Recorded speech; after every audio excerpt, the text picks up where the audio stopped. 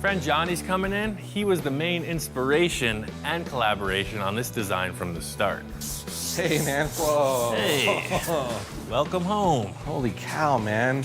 Lots happened since he last saw it. It actually looks like a car now. When he left, there was a bunch of sheet metal shapes.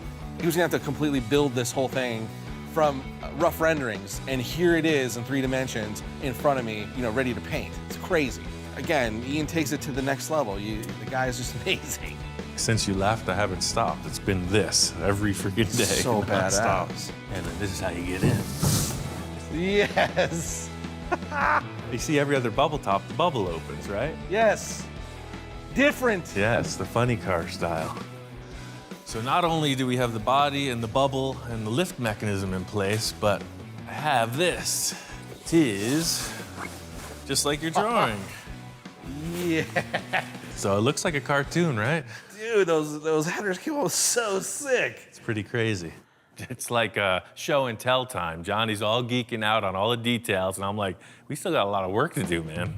So the thing is, it's not gonna be just a silver car. The main reason I wanted you here was to figure out some kind of a graphic design on the thing. Okay, sure, no problem. Let me just whip out the crayons and let's see what we can come up with. The whole first Space Junkie started with this model, the layout of the kit. Oh yeah. I figured there's no better way to start than with some modeling. This is an iconic bubble top car. It's the Ed Roth Beatnik Bandit. So little nod to the original Space Junkie, a little nod to that. Right. From my formative years, Ed Roth has been like the go-to guy for all the crazy style choices. I always wanted a bubble top. There's no better path to follow than that of the master. We'll just try to be better than that car. That's not a tall order. Be better than Ed Roth.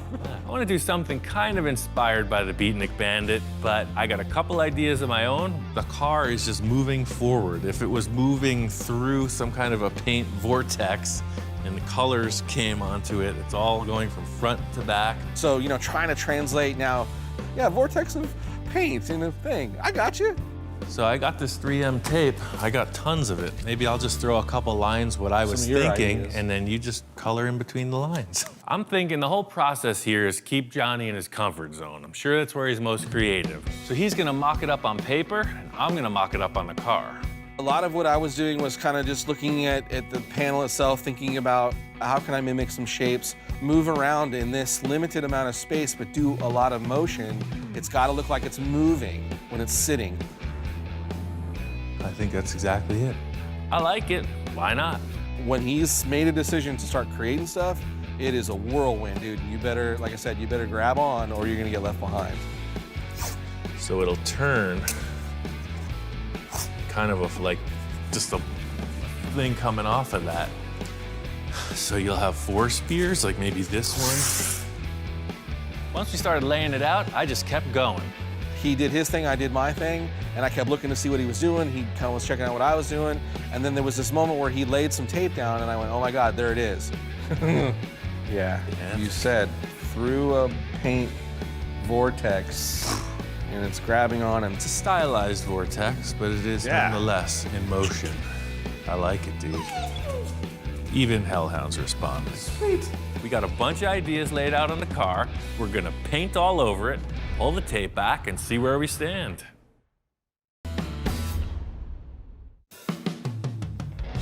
We got the first layer of paint on. The first color is gonna be this brown candy. It's a very thick application of paint because it's a candy coat and it's got a cure. That's the whole thing with the complexity of this tape job. I'm a little nervous, way excited, because, you know, we're peeling back just to see if the graphic worked. And the more that got peeled back, the more excited I got. You know, like this, it's gonna work. Once I got the brown paint on, we pulled off the tape. It's looking good, but it's still kind of unknown until we get the second color in place. The whole design gets taped over yet again for another color. This part becomes super critical, that we really are meticulous of making sure that the turns are good and the lines are crisp, because this is gonna be the graphic. The next color was this cream tone, and that has the silver flake in it. We put that on, and you can really see the effect of the metal flake. As much labor as it is, the reward is at this point when we're untaping it. Pulling off the last set of tape, you really see the contrast, and that's it. It's sparkly. It's like Las Vegas. Dennis dropped off that Roth flake, and he told me once you start with this, there's no going back. It's true. I used the blue, the silver, the brown, the gold, the whole palette. The color combo is exactly what I achieved in the first car, but only using blue now instead of pink. You have two pretty mellow tones with a really contrasting kind of a neon line through them. The whole angle here was not to make your ultimate hot rod, you know, nothing conservative. It's a total cartoon, and I think we've accomplished that. I'm pretty happy with it, but as always, I have to have the shop inspector check it out. So, what do you think? I know you weren't allowed in here for a few days. It was a toxic environment. It's over here. Hey, it's this, right? Remember before it was primer? Look, think, it was primer. Now it's painted. I know the engine is good to go. We started it, but the transmission's questionable. I got a brand new unit from Monster Transmission. They always work perfect. It's a simple bolt-on replacement.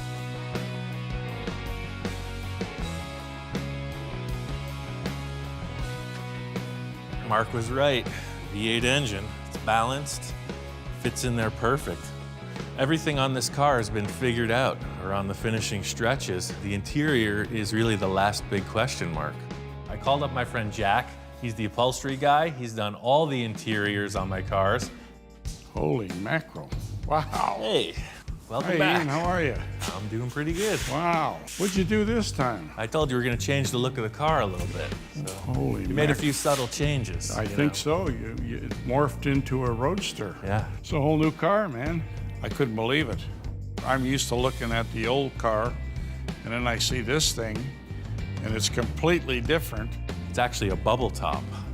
You know those acrylic domes I was making? Yeah. It's not a roadster. Like you did on the T-Bird? Yep, exactly. Wow, this is something. It's like one of those I like this Roth better. cars.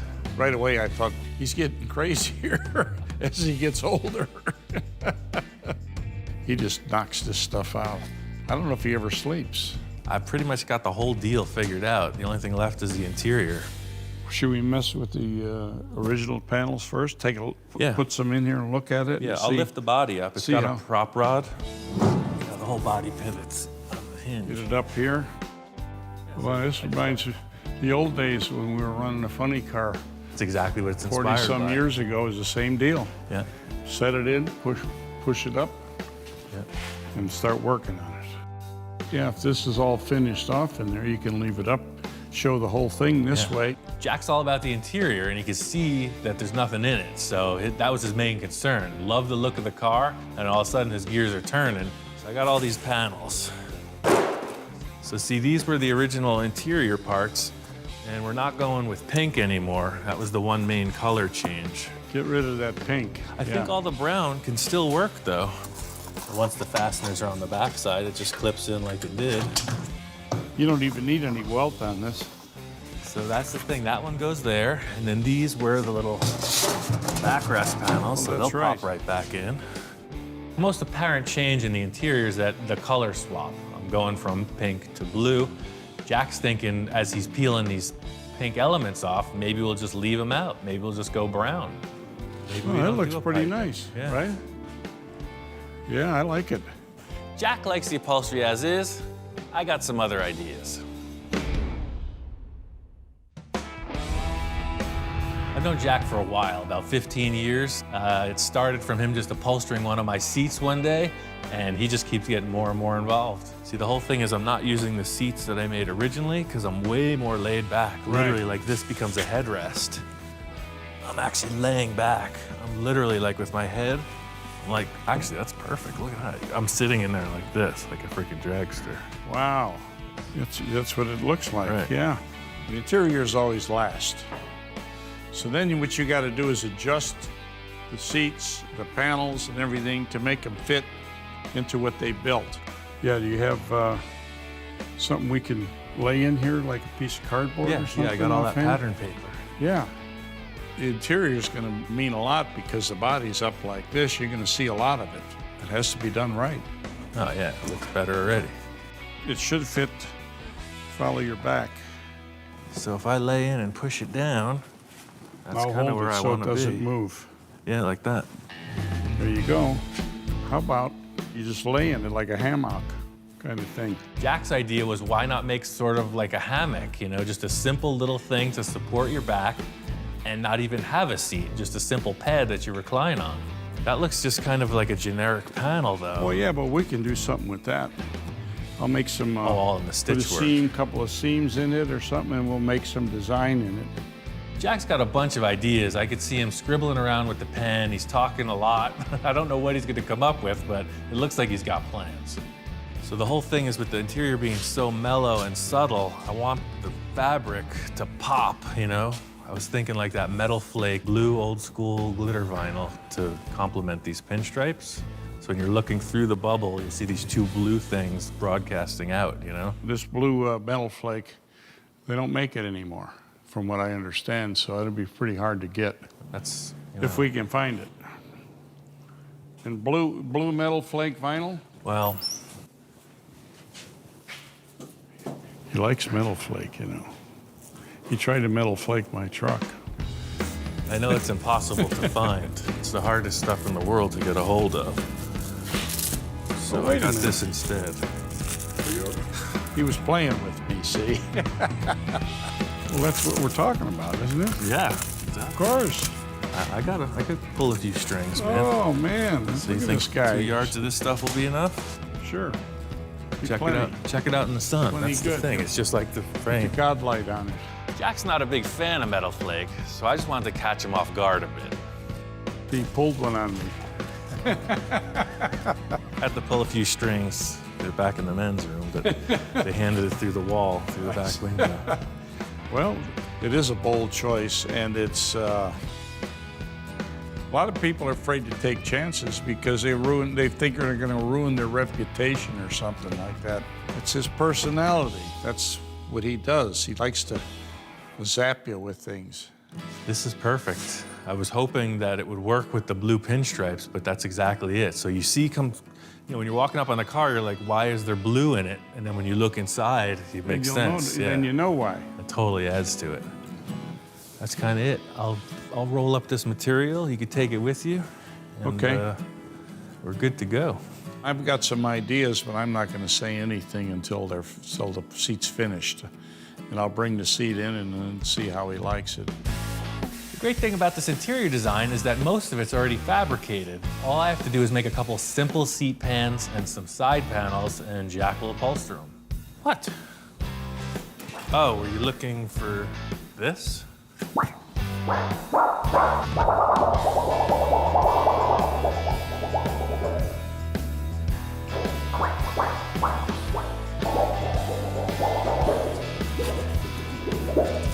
Eat it, kid.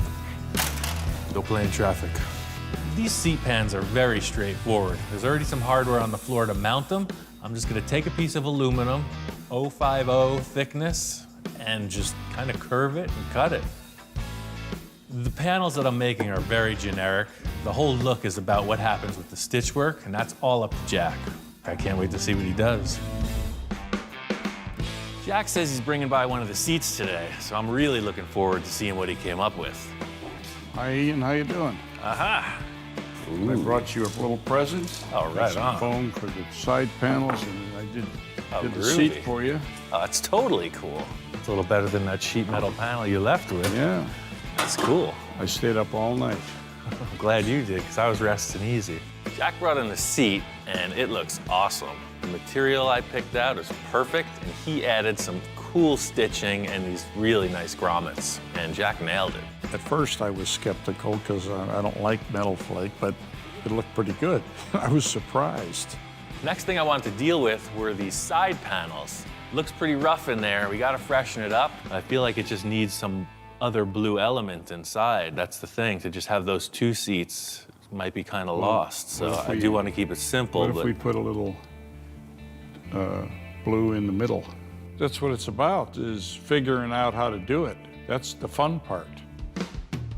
I'm just doing busy work, getting the steering put together, this weird brake throttle assembly, you know, mechanical stuff, and Jack walks in. How you doing, Ian? I got some new pieces for you. Oh, nice. Look at that. Cool, you even put the grommets to match the seat. Yeah. Those are awesome. I could see the glow coming through the doorway. Those blue panels are awesome. They complement the seats perfectly. Stitch work and the grommets look like a perfect match. What surprises do you have for me over here? I can see some extra standard mechanical little work. arms sticking up here. What is Yeah, this is a motorcycle throttle, so there's no room for a gas pedal in there, so we're gonna have a hand throttle. Ah, so what do? Push that? That's the master Oh, I cylinder. see. You push just like your brake pedal. Oh, I see. That's your brakes. Ah, That's your gas. what's this little deal? You don't move that except in emergency. I didn't put the sign on yet. Oh, It's for what the is that? ejection seat.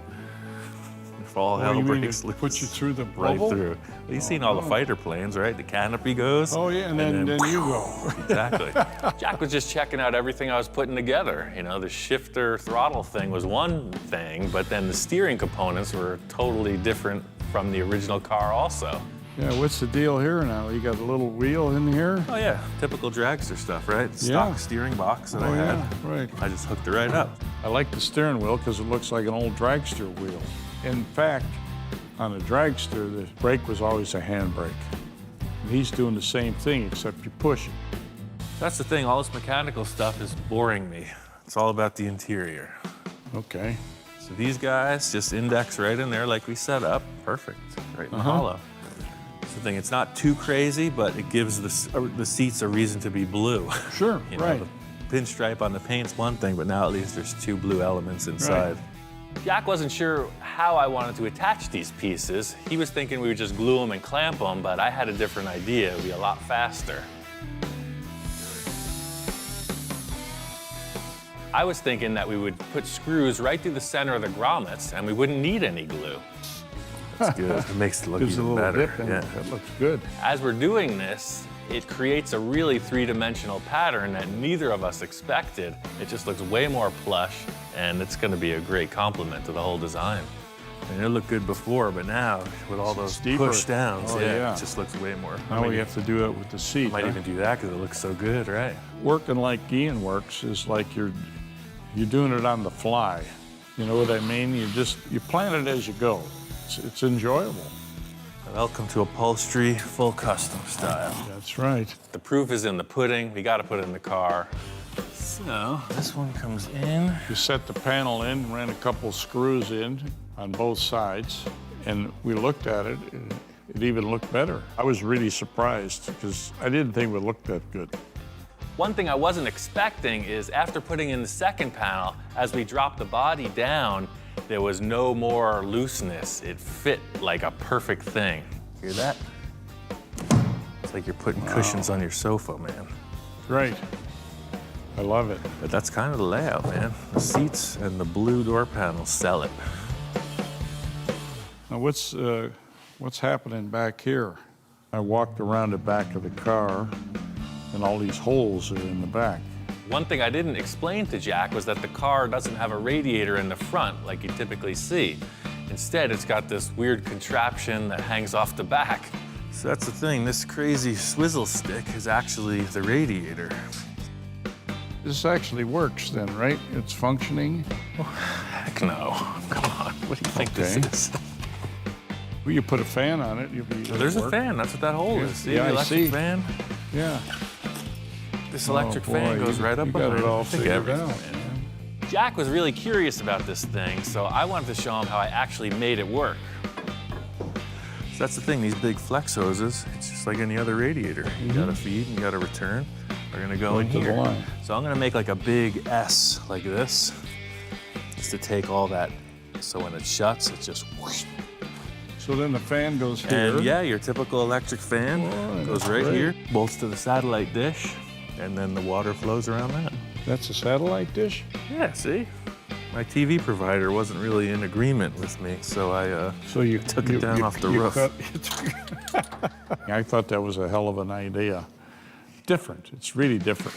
That looks good though, I like it. Almost everything he builds like that is functional. It works. I can't wait to see how it's finished off. When it's done, it's really gonna look good. Yeah, it makes no sense at all, but somehow it works. Doesn't have to. Story of my life. Jack's gonna take the last panels and finish them off. Johnny's on his way back, so I wanna get this car finished up and ready to drive. Johnny's been involved with the design of this car from the start, so he's pretty well invested in having this come out well. He hasn't seen it completed yet, and today's the day. Ian. Aha! Oh, hey, man. Back again. Welcome back. Check it out, man. We painted it. Looks awesome. Sweet. To see all the pieces and parts that we had discussed and talked about, in theory, now, you know, there on the vehicle was tremendous. So when you left, you didn't see the blue striping on the car. No. That was our plan. But to complement that, I had Jack stitch out a bunch of metal flake components for the interior. Now the blue totally goes. The way the blue is pulls the color from the outside to the inside is just perfect. Cool. Like from the outside, when you look at it from here, I mean, you see blue on the striping. I think the collaboration, once again, has been a success, man. I'm really happy with this. Oh man, it was just neat. Like it's a whole car now, but it's a bubble top car. Where's the bubble? So where the hell's the bubble? I polished the heck out of it, man. It's in the corner. It's in the safe zone. Ah. So that's what I was waiting for you to get here so we could put them on, and that's it. This baby's a wrap.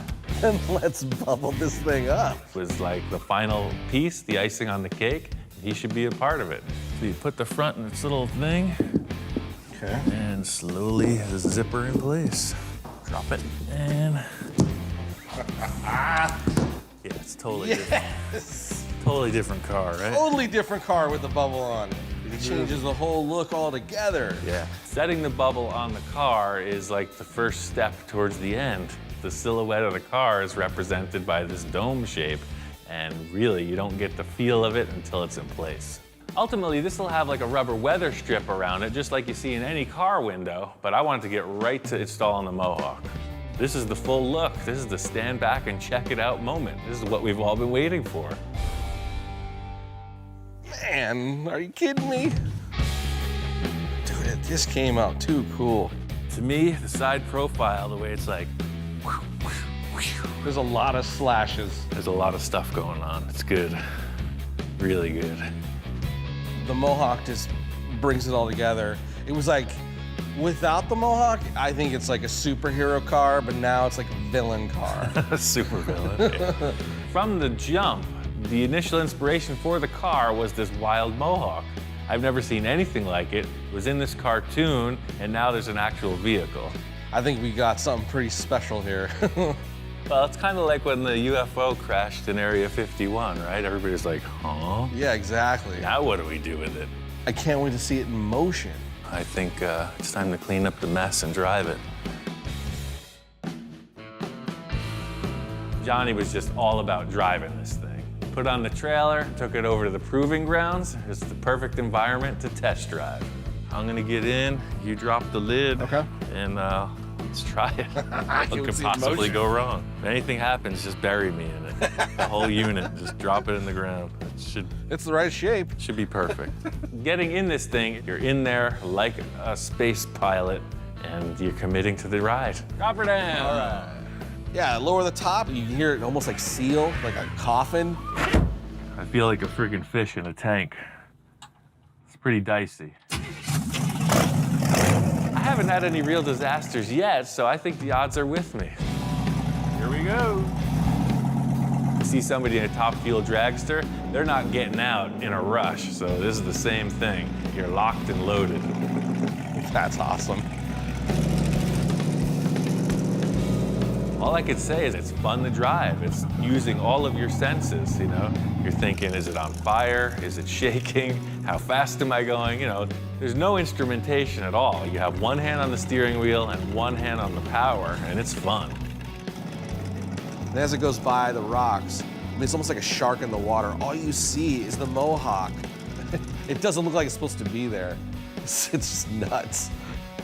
We did the testing, you know, slow speed rolling around, and I wanted to see what it could do.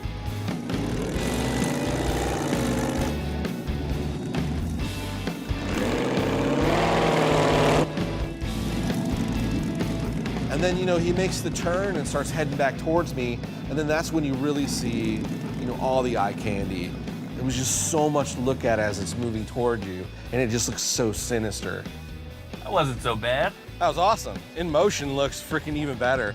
Feels like you're in outer space, man. This is the first time it's been in motion. I've never seen it driving. I'm just pulling up, seeing Johnny's reaction. I got to get him behind the wheel. Totally drivable, dude. It feels confident.